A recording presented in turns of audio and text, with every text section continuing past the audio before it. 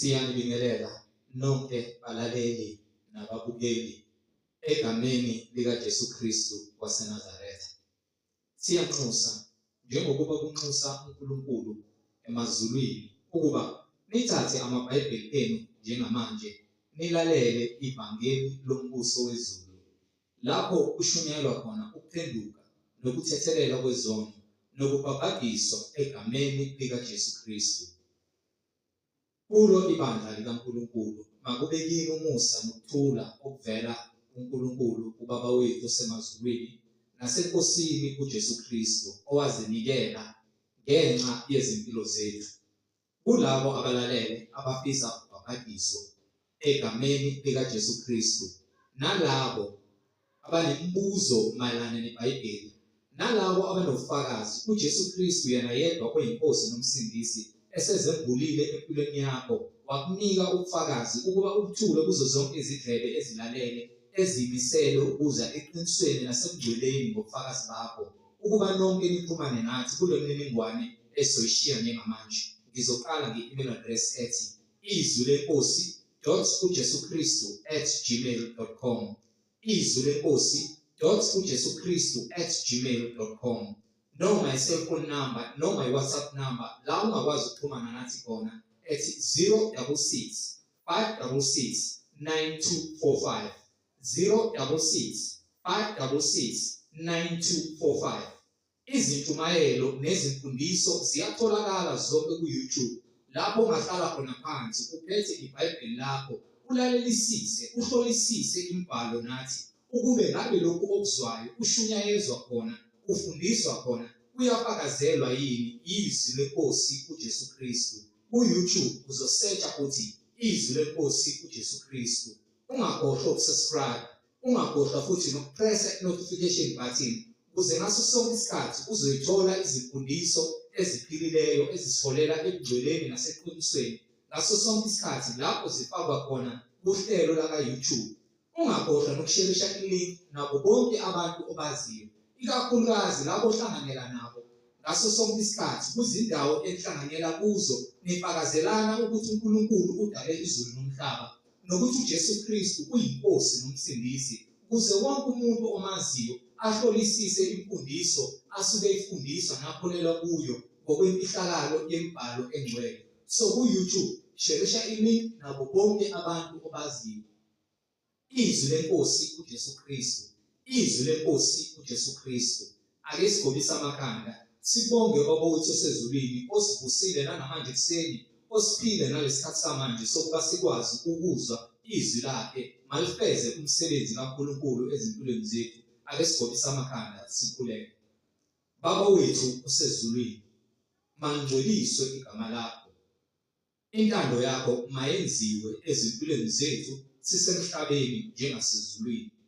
Usiphe namhlanje isinkwa sethu semihla ngemihla, usithethelele amacala ethu njengokuba nathi sibathethelela bonke abasonayo.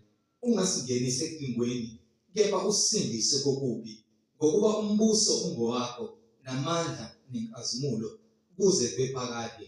Amen. Balaleli nani bazalwane, yamukelani umfundisi uMhlengizondi ozobe sihola ngokwemfihlakalo yemibhalo umoya ongcwele ekhazimulisa isibani sezwe uKristu Jesu yena yedwa oyinkosi nomsindisi.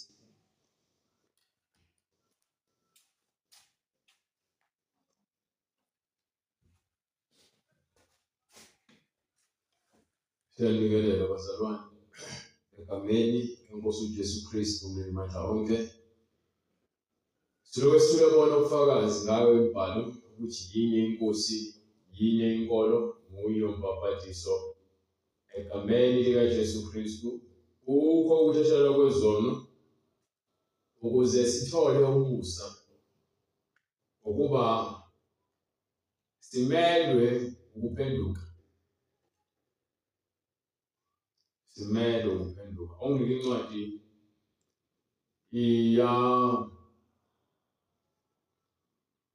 yezenzo Sahluko 26 kusukela kuverse 14 incwadi Izenzo 26:14. Kwathi sesiwile phansi sonke emhlabathini. Ngezwa izwi likhuluma kimi ngolimi lwesiHebheru lithi. So nango uJesu bekade nabantu nabapostoli ezimsebenzi kwafika isikhathi sokuthi akhushulelwe phezulu sebethi baqedile ngaye bembethele esiphambanweni wakunqoba lokufa ngoba bekuyitshela ukuthi umuntu ofayo njengoba elengiswe emthini noma eshiswa so kuphelile ngaye nangoku uJesu esefa ngakho ukuthi ahlulelwe ngokubethelwa emthini ngoba kuqalekisiwe olengiswa emthini wakunqoba ukufa uSathane uJesu enqoba uSathane wavuka ngosuku lwesithathu useyazibonakalisa kumpostoli. So uJesu uza kubantu abanjani? Kubantu abaphambene nezwi lakhe, abaphambene nentando yakhe. Esake emhlabeni benza intando kamoya, bese kumoya sekwenzeka intando yakhe. So ufika kuze abathelisi abathatha imali yabantu ngendlela engaphezulu kufanele bayithathe ngayo. Afika bakhuza uJohane uMbhapatisi. Ngifuna uqonde njalo iBhayibheli likhuza umuntu emphambukeni kwakhe. Bayabuza kuJohane uMbhapatisi. Bathi kumele senze njani lapha kwincwadi yalo kwaSahluko 3. Sahluko 3 kusukela kuverse 11 nongaphosisi.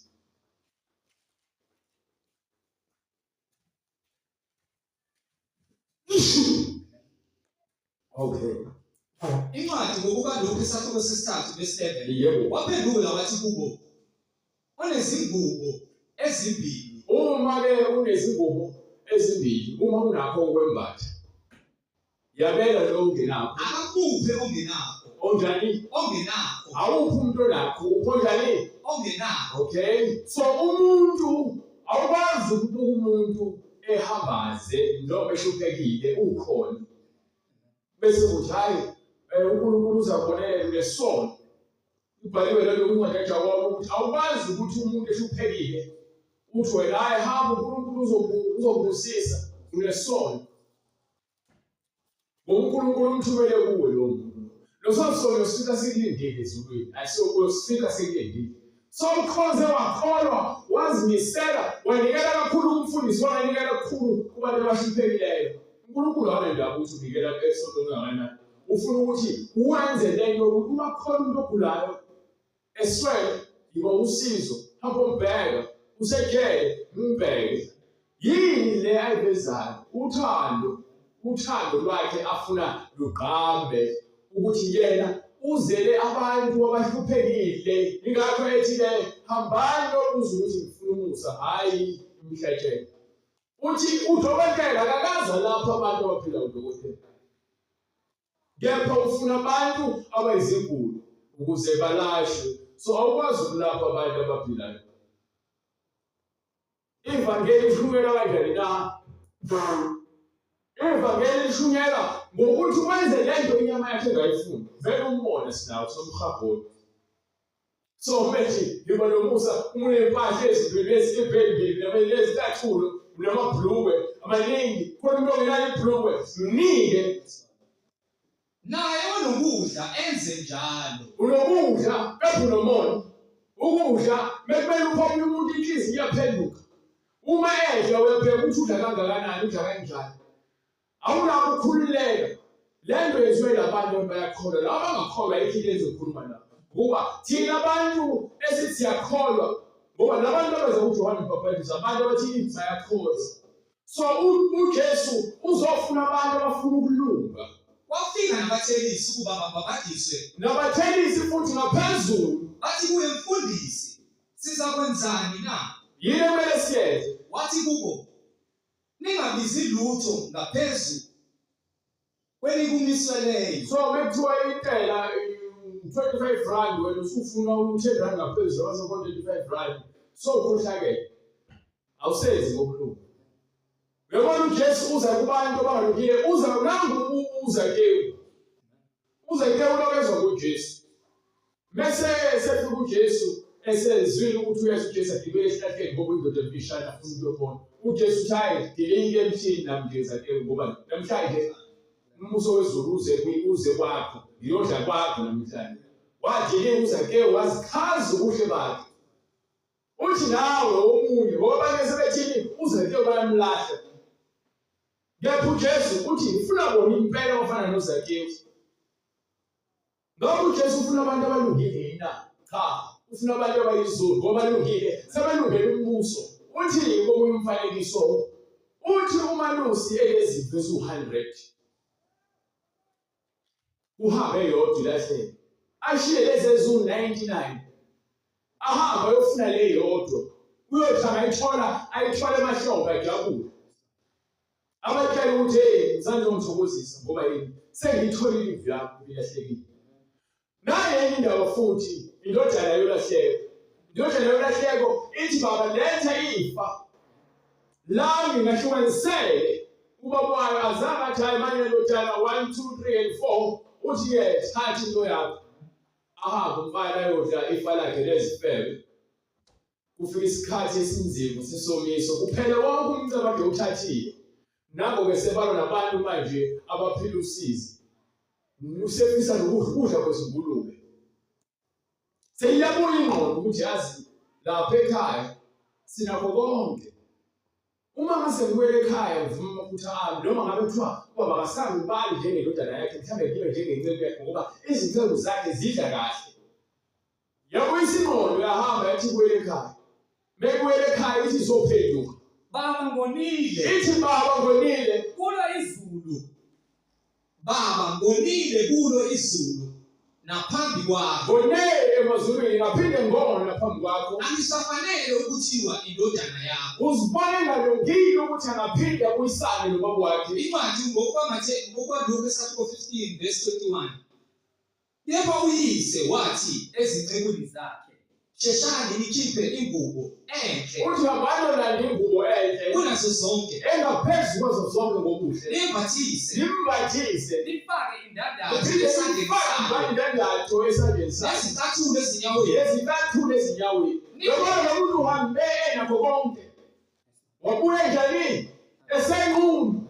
Sebenambathise, sebenagqokiswe. So manje uyabona ukuthi yena keziboni yafanele. Nami ngiyiziboni ngithi hayi Nkosi mina impela kufanele ngene ngizulu ngigijima ngoba ngiyashumayela cha. Ngizibona nje ngisahluleke uNkulunkulu usuku nosuku uyangakha. Ungabopheleliswa. Ngiyakhiwa usuku nosuku. Ngifuna ukwazi ukuthi ngisephelele uphelele ngakuphi. Ngokuba ziningi izono ezihlupha umuntu. So kulezo zono ezihlupha umuntu ubalekela kubani ukuze wena usizakale kulowo uthandayo. Akekho umuntu othi benenkinga ahambe emthweni abanenkinga naye. Ugijima aye labantu laba bazomzwela. Nawe usehlanganisa ingqondo ubona ukuthi hey yabona into yangayikho. Izolo le usebenza kahle. Unesikhundla. Udelele ngoba sobone ngathi khona okungcono. Bakuxoshe. Imali isakhona ufuna izimali zakho zibe ngakuwena. Udle kamnandi, uphile kamnandi, uthenge umzimba wesifazane bekuthiwa nje ufuna into eright nje kuziwa kwena. Abanye nje benorafu. Ufuna imali yokuthi washayisa imoto noma kwenzeka nemoto. Ayinaphazise akhumbule ngolunye usuku sabona ukuthi ebo sengifile nge1000 rand. Usefise ngabe khona into ayenzile kepha ke zanga lutho mase isikhathi manje sesifikile. Bonke abangani bakhe kade beze ngorafu. Bezozitika ngoba kwebuthi madlisa. Abasakho sebemncele bamncela bamshiya. Ufana nomuntu osebenzayo njengoba kuphela kwenyanga uyafonelwa amantombazane ufonelwa abangani bakhe kuthiwa ziwaphi namhlanje. Unabangela abaningi ngoba uyasebenza unemoto. Le ntombazane lo okhona nayo ikhumbula njalo mase kuphela inyanga. Kanti kuthumele lo call back noma ikhaya ngoma miss call noma ngoWhatsApp.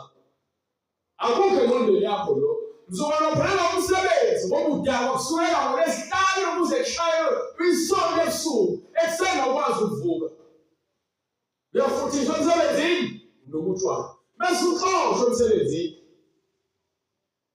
sothi ubuyela ngabangani bakho ejeke nibusa nawo ngesikhathi usenemali abasadingi ngoba awusenayo lento abayidingayo usukhumbula umsebenzi usuyawabona amaphutha akho ngesikhathi usakhona emsebenzini ubone bekunesitafu nje emsebenzini bekunesitafu ngisho udlula abantu ama-manager abanye abasebenzi sokufonela bona ukuthi abakuncedele ngisho ngizothini usubuyela la okudelele khona njengayo lo mbhemu lo owathele ebobakhe ngoba nakho unakho konke ufuna ifa lakhe ngoba wakhe esaphila uyamnika uhamba uyolidla imidlava yabuya ingqondo sephelile ifa ngokuba vele izinto abantu abangafuni ukuzisebenzela nongafuni ukuzisebenza yiyona lento ukuthi abantu bafuna izinto ezizakalula ingakho abantu bethwana Uthe sekusile kuyo yathi bangaki abaqashwa bakababa abanokudla okuningi kanti mina ngifa indlala lapha ngiyakusuka ngiye kubaba ngithi baba ngizaphinde emuva kubaba ngifike ngithi baba ngonile kulo izulu naphambi kwakho angisafanele ukuthiwa indodana yakho ukuthi mina kuthiwe indodana yakho yenze ngibe njengomunye wabaqashwa baba namanje ngizoba isitashayilana-ke baba ngapha ubaba uthi akuzuba njengoba ukuba uthando lomzali yazi le ncwadi le ikhuluma ngothando enye incwadi lapha kwincwadi yokuqala kaJohane esahluko 3 ethi beyivula nje ivule ibheke isikhombisa uthando lukaNkulunkulu mengithi mina ngizibona ngifanele ukuthandwa yazi ngeke ngithi uma ngibheka izinto engizenza kubantu besifazane engangithandana nabo ngibona ukuthi cha mina uthando into engangifanele lapho ngiyalifuna uthando yabo manje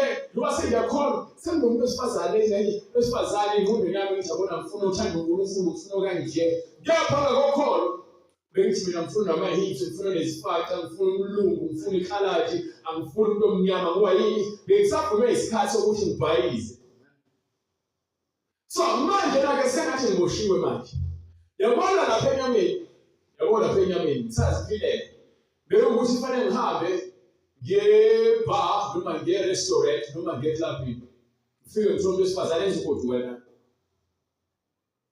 manje ngizoleni sekuthiwa manje angihlukane nani nokufebe nenkanuko sekunomuntu wesifazane engimfisayo osaba uNkulunkulu ngeke ngisambheka ngaphandle sekumele ngibheke ngokomoya uma ngibheka ngaphandle ngizothi bese nginaye bese vele egcineni ngingasamjabuleli ngoba angizange ngithande ngokweqiniso ngithande ngenkanuko sazi ukuthi abantu besifazane bahle ngoba nabo banezifatha banamehla kumele bavula kanti ukuthi bright light banezinqa ezinkulu banamabele amakhulu banama-hips banezinto kanti-ke aluhambi kanjalo bheka uthando olungaka bambe kuthiwa ayihlanga ngakumisa kuthiwa umhlenge yabona ufanele ukuba i-striker ufanele ukuba yisosha noma iphoyisa umhlenge akanandawo nalezo zinto lezi ngokuba yini ayikho kuyona lento omunye umuntu angabukela into ayicabanga ukuthi hayi mhlawumbe bese nginayo uzokwazi ukuthi ayenze lokho kanti cha manje-ke ngibheka uthando esengilithola lokunakekelwa kuhlukaniswa nezinto eziyigugu kumina lapha siyangulana kunezinto ezinhle emehlweni ethu lizodlala iBhayibheli kwincwadi ezayo lithi kunendlela ebukeka iyinhle emehlweni omuntu kepha isiphetho sayo ukufa uthi zonke izindlela zomuntu zilungile emehlweni akhe zonke izindlela zomuntu thatha izinqumo uyacabanga nje unomama kuyaba ngelinye ilanga uficwa isimo sendlala ngoba ufisa ukuba namatekisi thatha uma wakho umbulale umfake imithi umenze umkhovu lapha kini kunendlu engavulwa ngenxa yokuthi wena ngokuthanda imali ulahle wadayisa ngomphefumulo wakho ngokwakho uma wakho umkhovu lapho abafowenu nodadewenu bayaphela umndeni uyaphela ngoba ngithwele lezilwane awukwazi ukulala ebusuku ukholwe izilwane abanye badla amakaka ngenxa yokuthwala abasathandi lithi iBhayibheli liyakuzuzana ukuthi uthole izwe lonke kepulahleke lokuphila kwakho. Yini ungayinikela ukuhlenga umphefumulo wakho? Mawuthi uyabhekana ngempela le mhlabeni akhona iyodwa into mina engayinikela uNkulunkulu ngoba uthi umhlaba nokugcwala kwawo ukwakhe. So yini mina ngathi uNkulunkulu ayivikela amamiliyoni lapha ezulwini akusebenzi amamiliyoni. Sengwazuzile amamiliyoni ngadayisa ngomphefumulo wami. Ezulwini akungena amamiliyoni. Ngisho nemali efika phezulu esibhakabhakeni. uNkulunkulu ayinamsebenzi uthi yize leze. So manje ke ngibheka uthando engithandwa ngalo ukutshela nje ukuthi funda ukwaneliseka. Inhliziyo yami ayifuni ukuzwa lokho. Sengifunda izinto eziningi, ngabuka izinto eziningi, yahalela izinto eziningi, yenza izinto eziningi. Yazi bangenane nezinto eziningi. Bese kuthiwa ke lokhu kuyacindezela. Yabona umoya womoya lokhu uzitshela ukuthi ngihamba nomuntu unconywa yena ngitshela ukuthi ngimumbi mina. Kanti benconywa yena umona kuyavuka lapho ukuthi nami ngeke ngifuna ufana nobani. Usathane ufaka lowo moya ukuthi wena uzikhathalise nabanye abantu. Ingakho nje udadewethu efuna ufana noBeyonce, efuna ufana noNicki Minaj, befuna ufana noKim Kardashian. Ingakho abafowethu befuna ufana noLil Wayne. Bangiphezulu izibotho, uLil Wayne noma imali kangakanani, umbheka uLil Wayne isibotho. Ngenxa yokuthi uzidleshele izidakamizwa zamkhathaza. So lezi umoya lofakwayo kwena. Njengoba kuthiwa labantu bayizithixo phecelezi ama-idol. I-idol yinto obukela kuyona ufise ukuba sezingeni layo. So kubekwa umuntu lapho odumile bese ngathi impilo ayiphilayo emnandi. Libe lithi iBhayibheli lapho incwadi ka-Isaiah akukho ukuthula kwababa. Njengoba ubona ukukhazikhazi nje lithi iBhayibheli lithi sesiyisaga akuyona yonke into etobezelayo eyigolide. Siyabona-ke siyathi mesingena sifike lapha kaJet naka-Mr. Price udayiswa ama-necklace, udayiswa ama-clip, uthi ugqoke mhlawumbe kuphele 3 months seliyaqala seliyaphucuka. Wena bengathi uthenga igolide unewashi lakho lanokusho kepha wagqoka isikhashana liyaqala liyaphucuka. Seliyavela ukuthi-ke lizenza sagolide. Isifundisane lento le. Ungajahi into ngoba into eyinhle. Kepha ungenakho ngoba yini abantu abafuna ukuphila impilo emnandi. Kepha indlela abahamba ngayo nabantu abahamba nabo abantu abangeke baze babaholele leyo ndlela. Yiningi leya ncwadi leyo ekhuluma ngothando. Ngoba ngifuna ukuveza lento yokuthi uJesu nje indlela asithanda ngayo. Lezi zinto engizibalayo zifana nesakhiwo bathi sisekelo sokubulala umuntu. Le mhlabeni uNkulunkulu udale yonke into. Ngisho usathane udale uNkulunkulu. Kepha sinokuthelelana. Usathane afanele kuze kubaqhambe ngaphandle angasebenzisa mina angasebenzisa umuntu oseduze kwakhe. Ngokuba vele usebenza ngomoya. Lo Nkulunkulu futhi angasebenza ngami angasebenza ngomunye umuntu ukuthi akhuze noma sole noma khuthaze. Kunezinto esizenzayo esingazi sizenzelana. Kepha siyazenza siphindelele uthi mawutshelwa ngayo. Kanti umuntu osuke ekutshela into ezokusiza usuke ekhipha ejele wena ungaboni ukuthi ukulona. So lithi iBhayibheli-ke Bhekani uthando olungaka. Bhekani uthando olungaka. Asinike lona uBaba. uNkulunkulu usinike uthando. Lokuba sithiwe singabantwana bakaNkulunkulu. So lento leyo uthando uNkulunkulu sike sithi ijulile kepha umuntu uyabheka ngokomoya. Ngokwenyama ngeke uzibone. Ngoba lithi iBhayibheli abakwenyama banaka ngokwenyama. So kufanele kuze kufike isikhathi esithize sokuthi wena wangulelwe lento yothando kaNkulunkulu. uNkulunkulu uthi bonke engibathandayo ngiyabayala ngibasole. Bonke engibathandayo ngiyabayala ngibasole.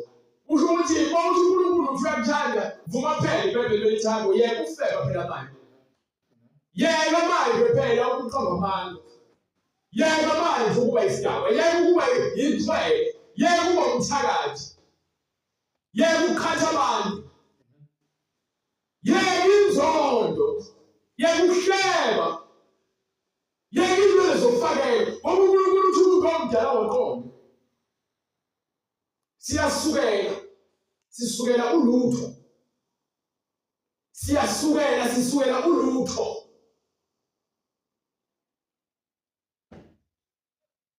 asikholwa ngoba naku sithi uNkulunkulu usenzele izinto ezinkulu cha izinto ezinkulu izimo angidlulisa kuzona uNkulunkulu akukhombisa amandla akhe ngokuba uNkulunkulu walithanda izwe kangaka waze wanikela ngendodana yakhe ezelwe yodwa uthando onke kulinganise nolukama wakho nolukama wakho nelikafundisi wakho nelingane yakho noma kuthiwa ibosi yakhe emsebenzini lolu thando ngeke uzolilinganise ukuba yilona nalo okholwa yiyo angabhubhi so bahle amazwi aphilisayo lokudla okudlayo uma kuwukuthi vele uphila amanyana ufile nakudla kamnandi udla restaurant udla amasaladi abizayo ufile khona udla iplate into 5,000 ngokuba amanzi okuphila akekho kwena khona into okuzuyenze efuna ukungwele efuna ukulunga ongathi lelinye ilanga wena bese ufuna abantu bayenze kwena kepha wena uthe usesimweni sokuthi uyenze leyo nto wangayenza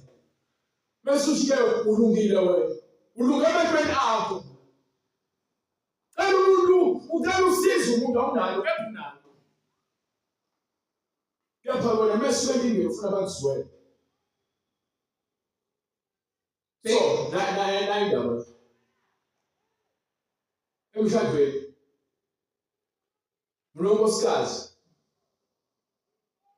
unkosikazi wakho wenza into encane umhafa uze kube leyo ndaba leyo ngendlela omhafa ngayo uzivela azibone ngathi angayilutho uNkulunkulu afuna ukukuvezela ukuthi usikhohlakala awumthandi unkosikazi wakho umphathisa wenja nayo futhi into ongayithandi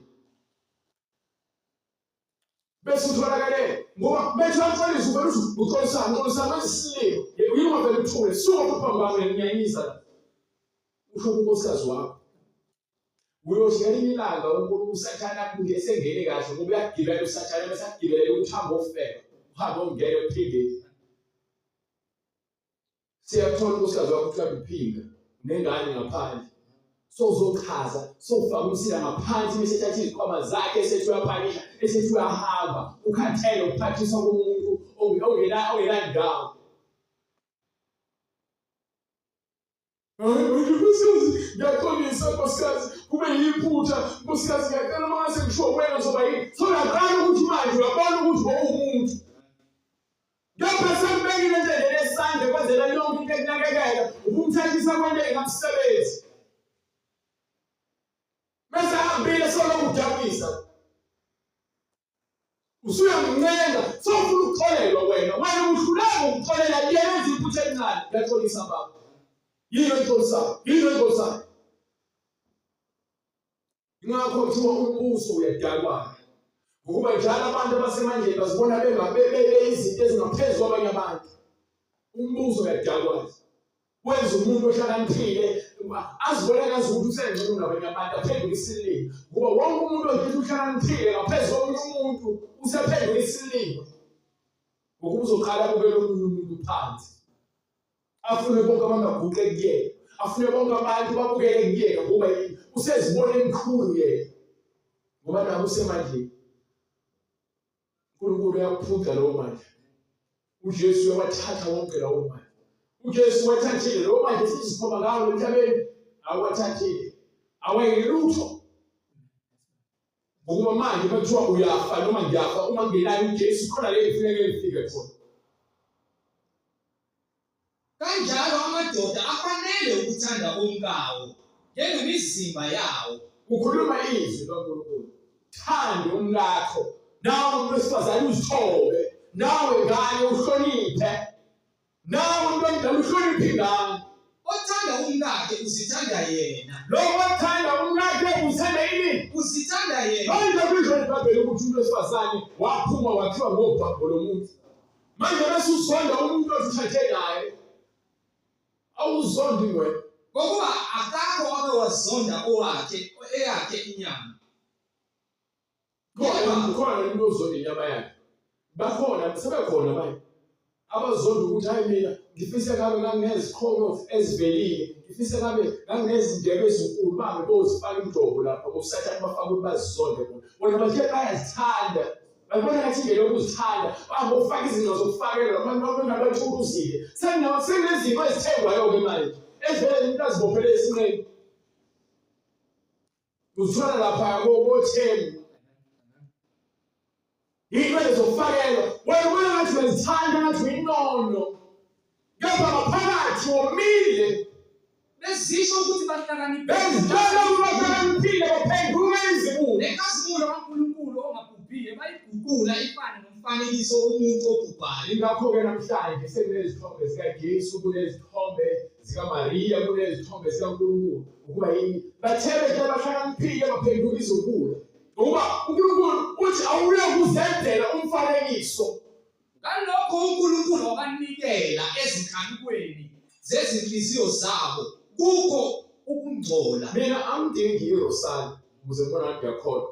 Angidingi isikipha esinekhanda lomuntu ethi uJesu ukuze ngibone ngiyakholwa. Angidingi ukuthi ngifake ukhona okucwebezelayo ukuze ngibone ngiyakholwa. Akube impilo engiyiphilayo ezongenza ngibona ngathi ngiyakholwa ngoba abaningi uthi uJesu bekhuluma ngabo abaFarisi abasedusi ubafaka izingubo ezinde. Bahambe bephakamisa izandla befuna ukungenelela bazenza osaziwayo phambi kwabantu. Bangena emzini yabantu labesifazane abangabafelokazi bashaya ithandaze elide lokuzenzisa. Kusingafani lapho. Uthi lapha kwakuba umuntu osithekileyo wenhliziyo. Thanda umakhelwane nje ukuzithanda. Wahlula ilokho yonke lento lokuthi hayi bandela uJesu wangenzela umusa. Ukwenzela umusa ngebuhlulwa ukwenzela efuna uJesu ngempela. Ngoba uJesu uzele vele thina banesikhohlakele ukuthi sophenduka sisindiswe. Some sisindiswa sisele ukuthi ke sithole umusa sibe ngabantwana lona thando lo. Uthando kaNkulunkulu aniveli ngoba nako mhlawumbe unemali kwathiwa wayesebenza kahle bese uNkulunkulu nami uyamthanda ngoba nako unemoto. Lo muntu uzofaka uzungene ezulwini ayifake ezulwini umuntu. Awungeni umsebenzi ezulwini. Bekani uthando olungaka asinike lona uBaba. Bekani uthando olungaka asinike lona uBaba. Lokuba sithiwe singabantwana bakaNkulunkulu. Lo thando selisukhuphulile, lo thando uyasikhuphula. Wabela nini ukuthanda ngaphambi kokusekela kwezwe? Ukuthi sibe ngabadodana ngaphambi kokusekela kwezwe uNkulunkulu besithanda. Abathanda uNkulunkulu usisindisiwe. Khona ukuthi ke uhamba ukulanda lapha emanyaleni ekuthakatheni uthando lo. Futhi siyibo. Ngalokho izwe aliqondi ke lempilo le ekuthiwa siphile. Ngokuba alimazanga yena. Ngokuba namanje abantu bayaphatha amaBhayibheli. Kepha into phakathi eBhayibhelini akayifuni. Wenze iBhayibheli ukuthi bekuba abantu abona ngazi ukuthi uyakholwa. Le nto uma ukholwa manje ukuthi manje uzoba isiyoyoyo kwemanje lokugcina ikhaya lokumoyizela cha. Ukuphila nje impilo eqozile. Iyabheda. Ngoba uJesu babenza ngathi uJesu bathi phela ushumayeli ngothando nje unentshumayelo yakhe. Lalela uJesu akakaza khombisa uthando entshumayelo yakhe kokugcwele lento. Uyisono. Uyakhuza. Abanye bathi uJesu manje uzwile ukuthi uHarodi bathatha igazi labantu balinisa nomhlatshelo yabo. Uthi ngazitsheli kulaba bantu laba ngoba kwenzeke lento bona bayizizoza. Uthi nani usayikho abantu bakhuluma naye. Uthi nani manje waphenduka. Nizobhubha. Nizwela abantu athoba babhubha nebhilidi ngale. Uthi nani mangaphenduka ngizofana nabo. uJesu ukhuluma into eqondile. Abantu emhlabeni bafuna ukukhulumela uJesu lo ukuthi uNkulunkulu uyakuthanda uzokunika izithiyo zemoto. Uzoze amen ngoba vele abantu phakathi ezindlela bafuna ukuzwa izinto ezobajabulisa. Once wakhomba isono Awuyaqala manje kuyathula kala uamela uphuma. Uma vele abantu bafuna leJesu lo ozobenza ukuthi bahlale banethezeke ezonweni zabo. Uzohamba usogwini lo Jesu lo.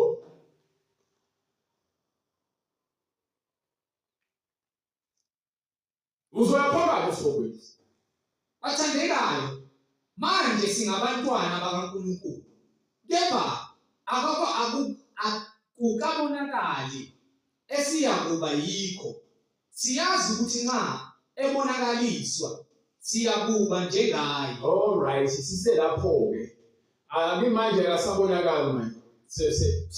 Wahlangabezwa yifu wakubukela ezulwini. Nango ke phela sesiveza kumphostoli Paul incwadi yeZenzo 26 verse 14. Kwathi sesiwile phansi sonke emhlabathini, ngezwa izwi likhuluma kimi ngolimi lwesiHebheru lithi, anazi ukuthi abangalungile ngeke balidle ifa lomuzi kaNkulunkulu. Anazi ukuthi izifebe azingeni ezulwini. Izidaba azingeni ezulwini. Abakhonza izithixo abangeni ezulwini. Amadoda alala nayo abangeni ezulwini. Abadlwenguli abangeni ezulwini. Amasela awangeni ezulwini. Iziphingi azingeni ezulwini. Izigebengu azingeni ezulwini. Abaqhobonga abangeni ezulwini. Abathakathi abangeni ezulwini. Abanye bethu babetha bathola umusa. Vele kwenza isigili ukuthi wenze into embi. Ulokuziduduza usathela ufaka umoya wenzongo esimali. Ungasibona isidingo sokumxolela omunye umuntu. Ayifuna umkhombisa ukuthi ngubani. Ufuna nje ukumkhombisa. Abanye abantu bawumsebenzi wakho wena uphatha abanye abantu kambi ukuze babe lento abayiyona namhlanje ngoba ukwazi ukuphatha abanye abantu kambi. Ukuphatha abanye abantu ngendlela. Kusisiwe isandla esiphayo kunesamukelayo. Ukuthi ubusisiwe lo wenza kahle kunalo owenza kambi. Ukuba lo wenza kambi akasiboni isizathu sokwenza kahle. So uma ukuthi ngenza kahle bese enze kambi kumina. Bese kufanele ukuthi nami ngenze kambi ke. Nalokho ukhona. Sikhala lapho phela ukusho thina. Angiyakhona ukhona kepha futhi uyangidakelwe mina. Hawu kahle ngoncebo. Awuyangibhedela. Uyangijwayela wena ukuthi kanyo. Hayi ngoncebo. Uma uzophinda athi wamukela uJesu. Uma inceke uzokhuluma kanjani nabantu? iBhayibheli uma isitha sakho silambile usiphakele. Uma sincaniwe sinika amanzi. Ukuba lokho kufana nokuthi uthatha amanzi amalahle uwaphose ekhanda lakhe. Wenza into angayindele izomthusa, izomshisa lo nto leyo. Ungaphindiseli okubi ngokubi. Thandanani ngenhliziyo ngothando lokuzalwana. Uthando lani lokho umzalwane ubonakala ngokuthi angafuni ukuthi azibone elesizathu sokuthi enze kabi. Lisho iBhayibheli thukuthelani kepha ningoni. Anayi iBhayibheli thukuthela ushaye akukhulume kabi. Mhlinge wena nje njalo baba wakho uSathane. Ekwazisaneni nindulelane. Ukubekezelelana, ukuthandana, ukuphila lempilo le. Akukho into engongo ukuthula. Akusho uma umzalwane uhamba uveza amazinyo. Indlela ophila ngayo phakathi kwabantu eveza uJesu. Hayi wena ngamazinyo akho, ngoba abaningi baveza amazinyo bephila inhliziyo zigaya izibozi. Akukho ukuthula ngaphakathi ukufisela ukufisela yonke into. Ithi incwadi ungcono ukudla amahlamvu ehluphekile kunokuthi udle izinto ezicwebileyo kepha ube sendleleni yokufa. Ithi incwadi futhi leyo yeZakha. Mangeke u18 noma u19 no20 bengaphosisi. Ulo 18 nombheke u18 uthi 18.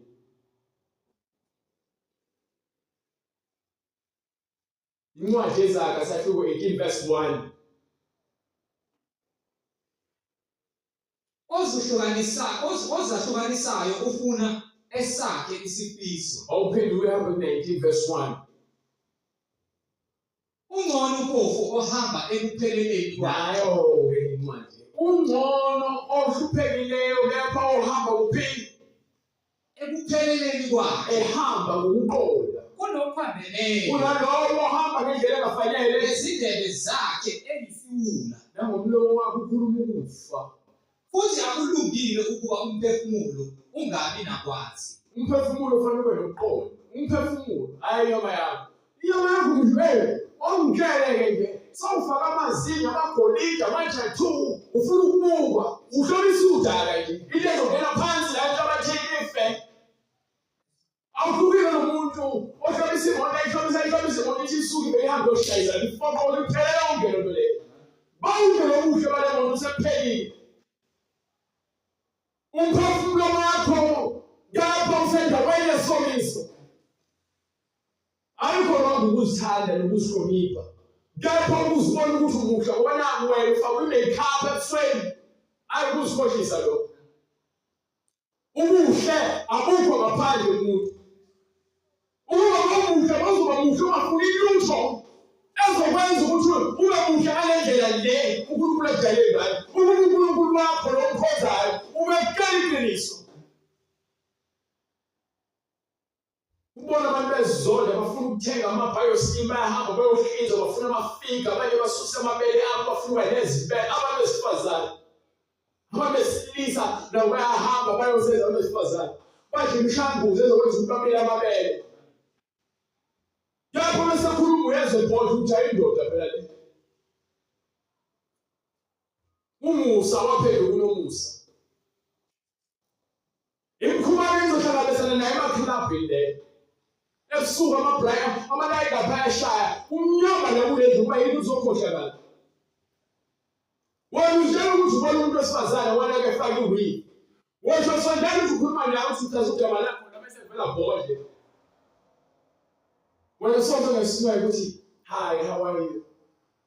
Naye yaqala ukuyimoyizela ukuyasaba ukukhuluma ngoba uzovele eqashuke le base yakhe yamusa. What is your name? I'm Musa. I'm no Musa. Oh, kahle no Musa wabhodla. What a nice voice no Musa umuntu esikhohlisa wonthenda utshwala. Nkani umbambe phansi. Imkhuba sathane. Yabona sathi sidanza lapha kumnandi phuzu utshwala siswekile sisacelebrate usathane. Lo mkhulu kasathane izidakamizwa yonke into ikhona lo.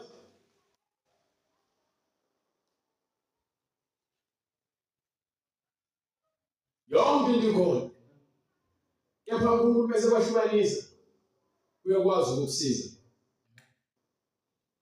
Sathane ube ufuna abafazi babantu, ube ufuna izintombini zabantu, ube ufuna kuma video cansi, ufuna ngayo yonke indlela, ufuna entsangweni, ufuna emandeni, ufuna kwinzondo, ugcina nje sowusesifayeni sazo zonke lezi zinto lezi. Awusazilandule lapho phela mina ngumZulu mina, abeZulu man. Usho uxhaphaza ingane yabantu. Oh, these typical Zulu people, they are so full of themselves. Sekusho abanye abantu. Ukuthi thina siyazitshela thina, si-arrogant ngesingisi.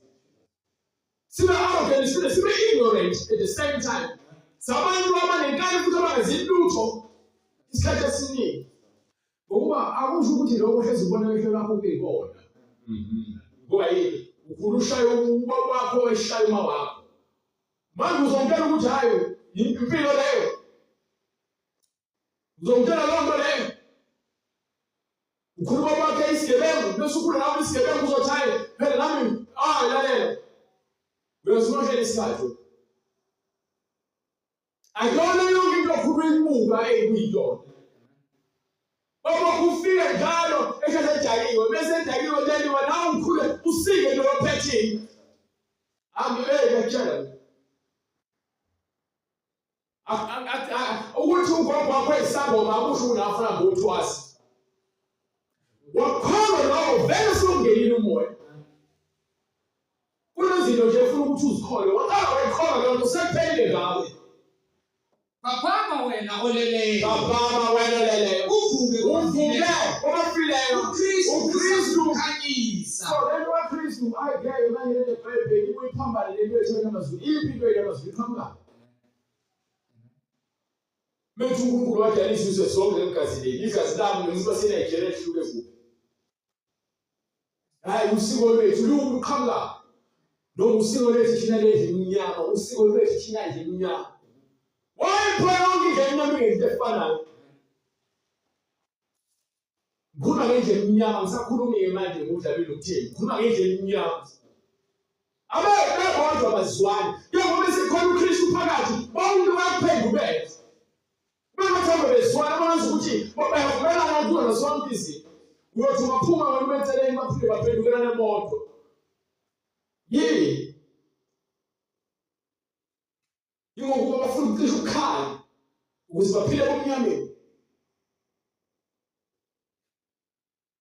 Manje uma unika uthando ubona wathi uthando wena yabona umuntu ongasangathandi mina nje azange ngithande kakhulu ngoba wena uthando namanje uthando uqale kuKristu uthando ngempela mina uthando engalazi uthando mina uthando ngizange ngilwazi uthando so ufuna attention ngengane ethotoswayo lapha ayazi ufunani uyazi lonke leyo umuntu njalo Uyathanda so wena umuntu wesifazane solandela yena mase kuthola usephutheni so ubona ngathi wena yena usephutheni ngoba vele benhleli abangani bakho ukukhuluma yena imize eminingi ifile ngenxa ukuthi indoda inamanye amadoda atshele leyo ndoda umuzi wayo imize ifile ngoba besifazane emsebenzini nakuphila ezingwele bekhuluma khona bakhuluma ngendaba yasemzini yabo Umuntu wesifazane nomuzi wakhe akahlala nendaba zakwakho. Ukuzofuna ukufaka umoya ongalungile noma indoda engayizona yakini noma engathiwa wakini. Emzini wakhe semzini wakho awumtshele indoda ngomuzi wakho. So manje uhamba ufuna uthando ke manje kuyaphula ukuphula inhliziyo zabantu lapho ufuna uthando. Ngokumthola umuntu wesifazane omthandayo. Mina ngithanda le ntombazane ngayiphula umoya. Eklabhini ngijaya ngifika akwenzeki uma ngikhona intombazane ifike eklabhini nje ngihle ngedwa iyafike ngasuka phambi kwayo manje stay at sofa beke ngasuka ngathi ngijikela ngale ngifika ngale pha ngifike umuntu wesifazane hayi ukuthi lapha kuyashelwana kuthiwa sishintshana amanamba ngisazokhazela ngisazobhaza zofakela etime no inkanuko lehlisayo he's tall dark and handsome lokhu ufenswa ngamehlo Useqhamuka senginomuntu wesifazane sengimgogoshile into eqathulwayo. Sekusuka ke manje isidumo ke la usengilwela manje. Ulwela phela isikhohlakala. Sesiyakhishwa ngaphandle manje. Hayi kanye 3 times or 4 times. Ngibanjwa ngikhohlakala nje endaweni eyodwa. Khona lento ongakwazi ukuqonda noma ukwahlukanisa. Khona uthando, khona inkanuko. Inkanuko izenza ngathi uthando. Yazi umkhaza mesehleka kuphela nje. Yazi umkhaza mesethi ha! Kuphela nje. Bangakusho lokho ukuthi akasekhazi. Bese nquma nje vele ukuthi fata vele ukuthi angicibike njenge ice cream ubona ilanga. Inkanuko ayizini ngazakabona sesimo lesesimo ngisa sithandi siyothi singaqala bese la yaqala xake la inkanuko ngikhuluma nje ngenkanuko inkanuko ifuna izinto ezokwazi ukuthi zenze sengathi ukuthi izinto zibokhazi yena mabela mimi mfethu yebo uyisifuba salwa mjida yabona nje mase ngilale esifubeni sakhe ngokuba kunaka kwenyama kungubutho ngokunaka kwenyama ukufa ngokuba akuthobeli umthetho kaNkulunkulu yebo futhi kungekwenze so ngikhuluma ngezona zonke lezi zinto lezi into mayabisana ibuye lengqondo ukuthi ayiyekeke manje kumele ngenze ngazi ukuthi naye sengingcwela ngisambheka umuntu wesifazane emkhando ukuthi inyama yami iyafuna lo abasenyameni abanako ukuthokozisa uNkulunkulu manje lo muntu wenyama kumele afe usuku nosuku ngiyabulawa ngezwi ngithi ngiyakwenza lithi iBhayibheli ayifuni lo ngithi ngiyazama ukuthi ngiyaziba lithi iBhayibheli ngithe angifuni lokho. Bonke engibathenga ngiyabasonga ngiyami. So khuzeka ngisekela uphendulo. Hayi manje mina ngizange ngilale naye ngibukile nje ngahalela izimo zakhe. Uthe iBhayibheli lo umuntu wesifazane ngamehla amkhanuke ngenhliziyo usephingile la. Ngoba yini isongo sosibhasile enhlizweni yakho uthi ngiyaza ngihalela lo sisi lo. Lo jaje wethu lapho lokho eziphula-ke manje usekunele umfana. Isongo sihlala ngaphakathi kumuntu. Leso asuke sekwenza sekuyinzalo yesono. Kuyaphosakala kuphi ngaphakathi. Ngizothela. Isono akuyona into nje evele ukuthi angoba usenzile kuthi unesono. No, isono ngoba siphila la kuyena kuphela. Yebo uphuma emlonyeni kuvela inhliziyo. Bonke uphuma emlonyeni kuvela inhliziyo. Lokho-ke kwemngcolisa umuntu. Ikona-ke ngqo ongcolisa umuntu lokho kuyingqabanga engasile egcwele kuwena enhliziyweni yakho. Ngokuba enhliziyweni kuvela izizinto Vele izinto ezimbi. Ukubulala, ukuphinga, ukufebe, ukweba, ukuba ufakaze endabeni zabantu, ukushambalaza. Yizo nazinto umuntu ezingcolisa umuntu. Kodwa ukudla ngezandla ezingahlanjiwe akungcolisi umuntu. So ngeke kuthiwa sis yazwela nje uzongena ama-jabs ngamanye ama-jabs kepha nje umphefumulo wami ungakhiphi ama-jabs. Kunokuthi ngithindwe ama-jabs nomphefumulo wami ugcwele ama-jabs ngiphinde ngife bese ngiyahamba ngiya ndawo eshisayo umlilo wakhona umcisheki lapho-ke sengiyoshwa izinto impethuke manje. Kulo muntu lo engamumonje ngamanje ngoba kubhiza lo muntu lo owudala ozobola kusasa ngethuleni. Yebo imisebenzi yenyama isobala engukuthi ubufebe, ukungcola, imisebenzi yenyama, ubufebe, siyaswela sifanyela ukuphuma ngenxa yobufebe, ukungcola namanyama. Siyabonga abafana balala bonke ukungcola. Abantu balala nezilwane ukungcola amanyama. Ukukhonza izithombe. Abantu bagubha phambi kwezithixo, bagubha phambi kwezithombe, abantu bagubha phambi kwabafundisi babo. Amanyama. Nokuthakatha. Baphathi bethu bayathakatha, bayathwala. Abafundisi bathwele. Abafundisi bathwele ngezibeletho zey'ngane. Nokutha. Bathwele ngegazi labanye abantu. Abafundisi. Inzondo igcwele ngaphakathi ebandleni. Kuyakhethwa lo okhuluma kamnandi ezincengeni uyena othandwayo. Lo okhuluma iqiniso uyena lophushwa njalo nje kuthiwa ukuthi nje akanami ulimi lokhuluma. Lapho ukhuluma into eBhayibhelini.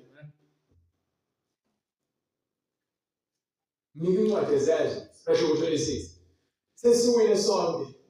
Kuzolandwa umuntu obelapha eyisikhohlakala ebulala abantu ngegugu lokuthi wenza umusa wenzela uNkulunkulu inkomo. Wathi sesiwile phansi sonke emhlabathini. Ngezwa izwi likhuluma kimi ngolimi lwesiHebheru. Ngase ngizwa izwi likhuluma kimi ngolimi lwesiHebheru lithi, Saul, Saul, ungizingelelani na? Saul, Saul, ungizingelelani na? Ulukhuni kuwe ukukhahlela ezinkandini. Yini inkandi uthi noma indawo egcwejile. Ngeke uzikhahlela. So awukwazi ukumelana-ke nale ndaba kaJesu. Manje wathi ulukhuni kuwe ukukhahlela ezinkandini. Wayesekhala uthi Nkosi ungubani wena? Yebo mina ngathi ungubani Nkosi na? Inkosi yathi kimi. Inkosi yathi mina nginguJesu omzingelayo. Mina nginguJesu lo omzingelayo. Kepha sukume. Kepha manje ngizokwenzela umusa manje awubheke uthando engane ngizokunika lo. Awusukume manje. Ume ngezinyawo. Bese ume ngezinyawo zakho ngokuba ngibonakele kuwe isizathu sokuziveza kuwena yilokhu ukuba ngikumise ube isikhonzi nofakazi walokho okungibona kwakho. So manje ngizoguqula endleleni yakho ngoba sibona uJesu ufanele ukuguquka endleleni yakho oyihambayo. Endlela nje ehamba yena unohlelo lakhe usecela izincwadi zokuthi ngifuna ukufuna bonke labantu abalokhu bethi Jesu, ngifuna ukubashaya, ngifuna ukubahudula ngibafake emajele, ngifuna ukubaphanisha bajezise. Uyafika uJesu efika uqobo lakho uthi-ke manje-ke asezijike uhlelo-ke manje. Sengifuna manje ufakaze ngokungibona kwakho-ke manje. ngibonakele kuwe ngalokho ukuba ngikumise ube yisikhonzi nofakazi walokhu kungibona kwakho. Yes. Nowalokhu engiza kuzibonakalisa kuwe ngakho. Nalokhu engisazoziveza nakho kuwe. Ngikuphule esizweni nakwabezizwe. Engikuthumela kubo. Yebo. Ukuvula amehlo Ukuthi wenze njani? ukuvula amehlo abo. Ngithumela kubantu bezizwe nabangakholwayo ukuze ubavule amehlo abo ukuba basuke ebumnyameni. basuke kuphela Ebumnyameni baphendukele ekukhanyeni. base bephendukela kuphela Ekukhanyeni. manje beqhamuka ugesi amusho uzobe eqhamuka ilight manje ibona khuluma ngezwi elithi mefika kwena lilethe uqondo kuvele ukuthi iqondo engqondweni yakho ukuthi ish Basuke emandleni kaSathane baphendukele kuNkulunkulu. yilona-ke le nto leyo ugesi esibizele le ncwadi le ukuthi siphenduke. So akufanele ngidelele ekufanele ngikhulume iqiniso, akufanele ngihlambalaze ekufanele ngikhulume iqiniso. Ngizothini iqiniso la futhi alinganciki kuningi, alincike la ezweni Ukuze bamukelise ukuthethelelwa kwezono. yini ebalulekile esizela kuJesu Ukuze bamukelise ukuthethelelwa kwezono nesabelo phakathi kwabangcwelisiweyo. awukwazi ukubhaka Ngokukhulu nokubhula, awukwazi ukubhaka uNkulunkulu nezangoma, awukwazi ukubhaka uNkulunkulu nabathakathi, awukwazi ukubhaka uNkulunkulu nabaprofeti bamanga, awukwazi ukubhaka uNkulunkulu yini amadlozi, awukwazi ukumbhanga ngokuba lezo zinto zikhombisa ukuthi awamazi uNkulunkulu qobo manje. Ukuze bamukelise ukuthethelelwa kwezono. Ukuthethelelwa kwesono usufike kwazini ukuthi kukhona into ethi isono. Yini ethi isono? Isono akusona lesi esenziwa omunye umuntu esithanda ukwena usibize ngesono. Isono yilento efuna uNkulunkulu ukuthi ayambule kwena ukuthi le yimbi. Yinto embi uNkulunkulu isono. Iyona-ke leyo nto le. Manje le gama elithi isono kuhamba lichazwanga kahle. Igama elithi isono lisho into embi phambi kuNkulunkulu. Umuntu obonayo bese enze ukona bese kuthiwa-ke wonile wenze isono ngoba kusuke kunani kunomthetho obekiwe. Umthetho umuntu obonile isoni leso.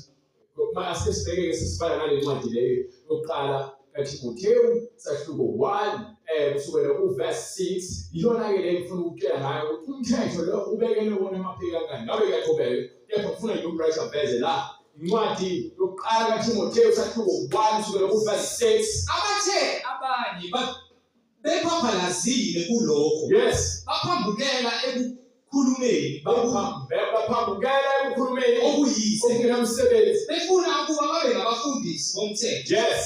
Ingani kabaqondi Yepha umqobo lwabo abaqondi abakushoyo nezinto abazikhulumayo. nabaqinisa Nalokho ngakho begomela. begomela. Siyazi kambe ukuthi umthetho muhle. Umthetho mntanini Muhle. yebo Umuntu umuntu ewusebenzisa ngokomthetho usebenzisa ngendlela efanele. ekwazi lokhu ukuthi umthetho awumiselwe olungileyo. So nina abantu engigwazisa abantu niyawazi umthetho ukuthi ungakwazisa abantu niyabakwazisa. Nina abantu elibopha noma nijezisa abantu engenacala nazi kathi abanacala ngoba naku nihlele ezikhundleni zokuba abahluleli, abameli nabashushisi noma ningabaphoyisa. Umthetho akusho ukuthi usebenza ngaphansi kwengalo yomthetho wena usungaphezu kwengalo yomthetho noma ulingana nengalo yomthetho. Akekho ngaphezu kwengalo yomthetho. Umthetho muhle uma sizowusebenzisa ngendlela efanele. Umiselwe abangenamthetho. Umiselwe abantu abangafuni ukuhamba ngomthetho. Namahlongandlela. Amahlongandlela. Abangamesabi uNkulunkulu. Yebo. Nabayizoni. Nabantu abonayo.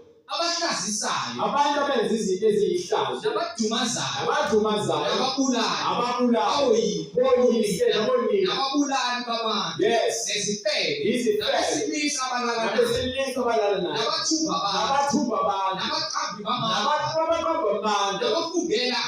nabafungela amanga, noma kungaba khona okunye okuphambene, isifundiso samsana nomthetho ophilileyo ngokwevangeli inkazimulo kaNkulunkulu obongelayo engaphathiswa lona mina. Uthi umbhalo leyo sebemuzwa bonke bahlabeke ezinhliziyweni basebethi kuPetru nabanye abapostoli, madoda bazalwane, siyokwenza njani? Wayesethi uPetru phendukani, yilo nalowo abhaphathiswe egameni likaJesu Kristu. Kukho ukuthethelela kwezemfundo Kufanele kwamukeliswe isiphiwo sikaMoya Oyingcwele ngokuba isithembiso ngesenu sabantwana esababonke abakude. bonke inkosi uNkulunkulu wethu So eyamubabiza. ilani indaba lalithi iBhayibheli siphendukeni, lithi phendukani. UJesu hamba ufuna ukuthi ungishumayezela abantu basezizweni abayizolo ubeze baphendukele kumina. Ngiyaphendukwa la edoleni. Usuyakholwa uyona phenduka. Yabona into iuhambo ngoba vele kuyenze uhambe endleleni laphuza ukuya kuthiwa vuka. Uhambe endleleni uphuma ucheze uthabuya. Mase kufike la sekuphela khona indaba sekuthiwa awusekho indaba manje uqhubeka kusekho yokujika. Sowufike. Ukuze bamukelise ukuthethelela kwezono nesabelo phakathi kwabangcwelisiweyo ngokukholwa kimi. So manje uma uthe uyahamba emhlabeni, wahamba kahle, igcine wachezuka. Konke lokho hamba kwasho kakho konke sekuphelile, sekubhekene nanokuchezuka kwakho. Uyazi indlela ukuchezukele. Ngoba yini? Bekumele uphenduke. Kahle lento uNkulunkulu uyazi ukuthi kanjani. Uyamgxoma uNkulunkulu. Sorry, ngiyaqondisa ngaqondisi. Ukhuluma kaMkhulu Nkosi ngiyaqondisa. Ukushelela ulimi. Uphenduka yilokho ukuzithoba uvuka ukuthi uyabheka. Hayi thina sivuma ukuthi siyabheka impakamo sibambe ngamandlela. Uyasihola sithi impakamo kele mina yasibulala emhlabeni. Umuntu lo muntu lo ubheke uqedile ukubheka. Wabheka waphelela kepha nje ukuthi asikaxolisi. Afuna ukuchaza ukuthi hayi manje mina ukuthi ngisuke ngabona. Yabona yonke lonto yakho echaza inamsebenzi. Uyofika lapha uNkulunkulu uthi manje uNkulunkulu nginyathelile. Yabona unyathela. Uthi hayi manje ngithola uNkulunkulu lo omunye lakho lebezonyathela khona. Hambe sifokweni. Kubuhlungu ngoba sikhuluma ngathi siyadlala noma ngathi siyenze umfanekiso ngeke kwenze lapho. La mhlawumbe simele ukufundisa lento yokuthi sivume ukuthi sibhedile. Ungafuni uvuma uyohlezi uright phela. Uhlezi uthi unenkani, base umhlengi ngamthini unenkani. So uzazi la uthi hayi yabo nje la uthi umhlengi ufuze kwakhe. Awunolala. Akakhashela nomhlobo. Ishe ngulala abantu. Abe ngishaba abantu ngezando. Limaza abantu into ongayazi. Ngekholo vele ukuthi hayi kuthiwa kuhlaza. Yapho uJesu ufika uthi funda ukuphila nabanye abantu. Thobeka. Uyacabanga ukuthi lento ukuthi ifike ibili nje uthola ugayiwe bese iqedwe ukubila bese kuphinde liboshwe udlule yonke lento le. Usale nani ukuzisola. Usejele, sisibedlela noma usuke ethunile. Ngenxa ukuthi uthele kubila lento wangafuna ukuthi uyiyekele ukuthi iboshwe, wafuna ukuthi uveze ukuthi wena sowunyanye kangakanani. Umuntu ngenqele, umuntu ngesagile, kwaziyana umuntu ngombese. Afeka usathane vele vele ufuna lokho usathane. Ukuthi lento ozitshela ukuthi hayi phela mina ngumZulu, ikwenze ube silima sesolo. Wenzile ngasile egameni lokuthi hayi phela ubaba wakho wayeyisolo. Ungena umoya wenkohliso wena. Methu wakho ehlale indawo mazihlangisi vele uhlale noma ungahlale vele uhlale extreme. Akekho ufuna uhlale, akekho ufuna wesilile. Yapha izinto engasile. Siyazithanda zona. Hayi leyo fuzo ngiyona le ifika bepublic kakhulu. UJesu uyayikhipha lento ofuzo afake yena umoya wakhe. ngoba ufuna ukukhipha lo moya kaSathane esikulo kwesufidwa labanye. Mawufuna ukubhaphathizwa-ke njengoba isho umbhalo, phenduka usithinte lemininingwane leyo oyibonayo esikrinini ukuze uthethelele iziphambeko zakho nenhliziyo yakho evumayo futhi uvume ukuthi uyisoni. uNkulunkulu uyakwenzela umusa ungene emanzini ubhaphathizwe egameni likaJesu Kristu kukho ukuthethelwa kwezono zakho. Le-email address ibekele lokho nje ukuyibona. So phinde sibonane uNkulunkulu evumile ngalo lwesine egameni likaJesu Kristu. Baba uNkulunkulu namandla wayenze intando yakho.